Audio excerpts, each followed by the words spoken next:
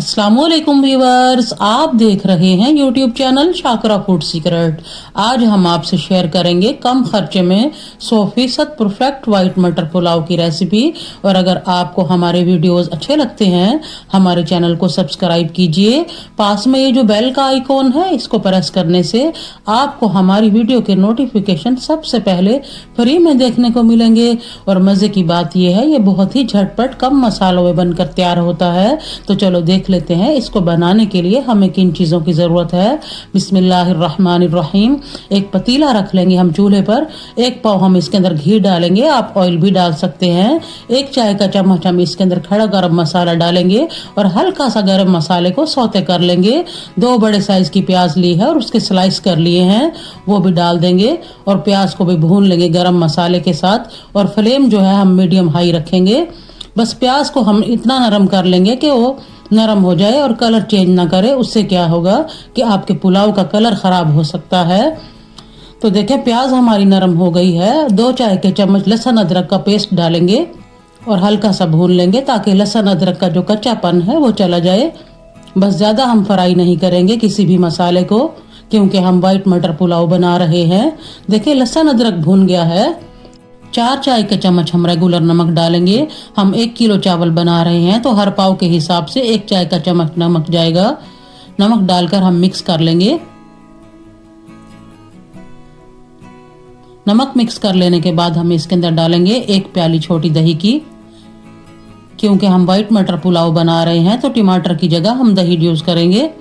बस दही को इतना पकाएंगे कि दही का पानी जो है वो खुश्क हो जाए।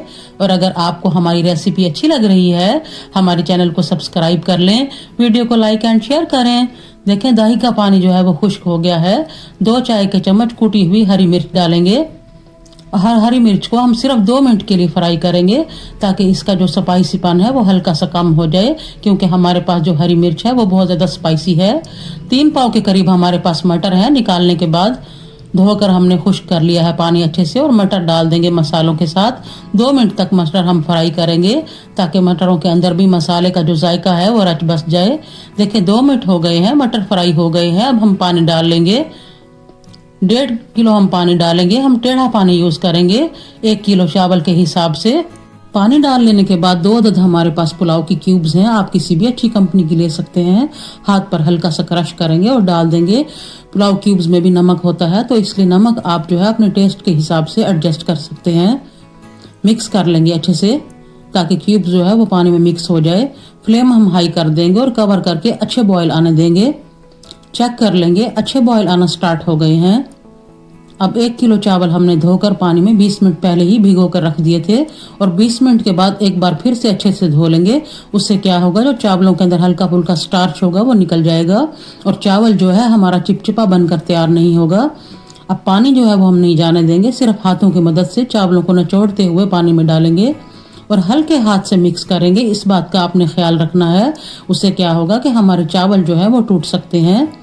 देखिए चावल मिक्स कर लिए हैं। अब हम इसे कवर कर देंगे 5 से 6 मिनट के लिए। बीच में से एक बार फिर से चेक कर लेंगे। देखिए 5 से 6 मिनट हो गए हैं। पानी ऑलमोस्ट खुश्क हो गया है चावलों का और ये बबल बबल आना स्टार्ट हो गए हैं। अब हम इसे दम लगाएंगे और माशाल्लाह तबारक अल्लाह मटरों का कलर देखिए कितना फ्रेश और बढ़िया खिला खिला हुआ आ रहा है। और पहले से ही एक पुराना तवा जो हो आपके घर में हो उसे हम प्री हीट कर लेंगे। हम इसे तवे वाला दम लगा रहे हैं। इससे क्या होगा कि हमारा चावल जो है वो नीचे तक एकदम परफेक्ट बढ़िया बनकर तैयार होगा। अक्सर ऐसा होता है कि चावल नीचे लग जाते हैं। 10 से 12 मिनट का हमने दम लगाया है बिल्कुल लो फ्लेम पर। देखिए 10 से 12 मिनट हो गए हैं। बढ़िया सा दम आकर तैयार हो गया है। अब एक लेमन लिया है और उसके स्लाइस कर लेंगे, वो ऊपर डालेंगे। इसको मजीद खूबसूरत बनाने के लिए हल्का सा हरा धनिया स्प्रिंकल करेंगे। चूल्हा हमने बंद कर दिया है और मजीद 2 मिनट तक हम इसे कवर करेंगे।